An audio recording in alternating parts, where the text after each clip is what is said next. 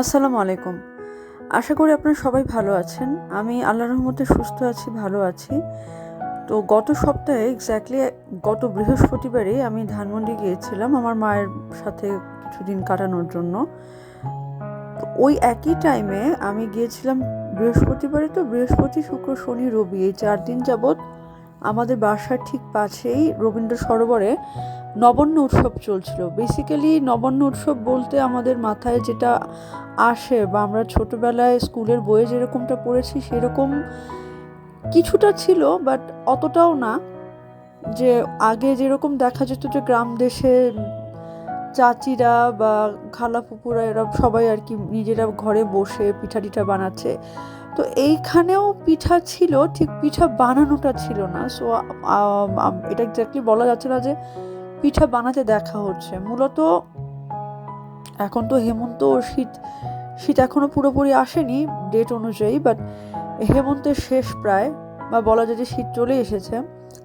তো এই সময় যেটা হয়েছে যে নতুন যে ফসল ঘরে তোলা হলো সেই উপলক্ষে একটা অনুষ্ঠানের মতো, মেলার মতো আমরা বেসিক্যালি ফ্যামিলি সহ গিয়েছিলাম রবীন্দ্র সরোবরের পাশে যে লেকটা, মানে যেই রেস্টুরেন্টগুলো আছে ওখানে সকালে নাস্তা করতে, যেটা আমরা প্রায়ই যেয়ে থাকি।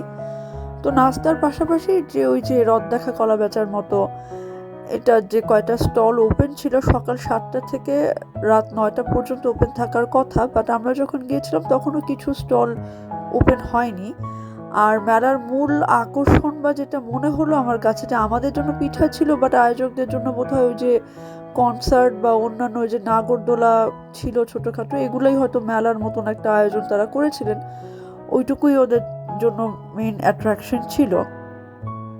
আমি আর আমার ফ্যামিলি মোটামুটি দেখলাম সব কিছুই ঘুরে।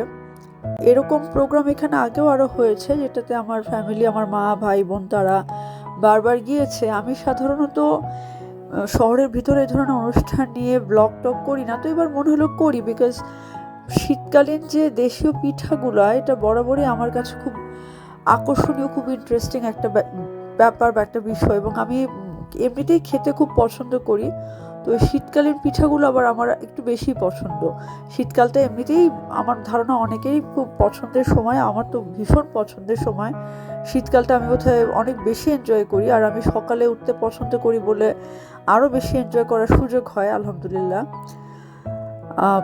তো এইটা এখানে যা যা দেখছেন এটা আমাদের চিরাচরিত পিঠাই আছে, স্পেসিফিক্যালি কিছু বলার নেই। একটু অবাক হয়েছিলাম যে ওই চেরি না স্ট্রবেরি কি যেন একটা দিয়েছে, দিয়ে বড় আকারের ভাপা পিঠা তৈরি করে সেটার দাম চাচ্ছে 50 টাকা, যেখানে আমরা রেগুলার বেসিসে যেটা খেয়ে থাকি নর্মাল চালের গুঁড়া, গুড় আর নারকেল দিয়ে বানানো ভাপা পিঠা 20 টাকায় পাওয়া যায়। আমার ধারণা ওই 20 টাকাটাই এনাফ। আমি ধানমন্ডি লেকে এবার যে কয়দিন ছিলাম তার মধ্যে 3-4 বার গিয়েই ইচ্ছা মতন খেয়েছি পিঠা, কারণ আমি যেখানে থাকি সেখানে সকালে ভাপা পিঠা পাওয়া যায় না।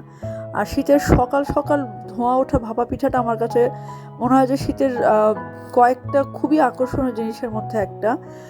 তো যার কারণে যেহেতু ওটা বাসার পাশে এবং সকালে পিঠা পাওয়া যায়, ওইটাই আমার জন্য মেন অ্যাট্রাকশন ছিল। এই মেলাটার চেয়ে বেশি ছিল, আর মেলার মধ্যে পিঠা যেরকম চলছিল তার চেয়ে বেশি ওই যে সকাল সন্ধ্যা যে নাস্তাগুলো, কষানো মাংস অ্যান্ড অল দ্যাট, এগুলার বেশি বাহার ছিল।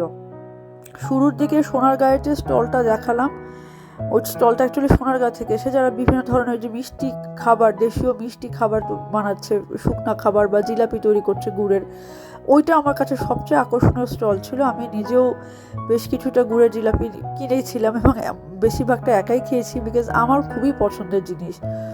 তো মোরলেস এইটুকুই ছিল। দেশীয় উৎসব ছিল একটা ছোটোখাটো, আমরা ভোরের দিকেই গিয়েছিলাম, যার কারণে খুব যে বেশি জমজমাট ছিল তা না। একদিকে ভালো হয়েছে, আমি খুব একটা ভিড় পছন্দ করি না। তো এরকম উৎসব তো সামনে আরও হবে, আশা করি আপনারা সবাই যাবেন, এনজয় করবেন। কারা কেউ কেউ গিয়ে থাকলে কেমন অভিজ্ঞতা ছিল শেয়ার করবেন, আর আশা করি আমার এই ভিডিওটুকু ভালো লেগেছে। ভালো লাগলে তো জানেনই, একটা লাইক, শেয়ার আর সাবস্ক্রাইব না করে থাকলে subscribe. Thank you very much.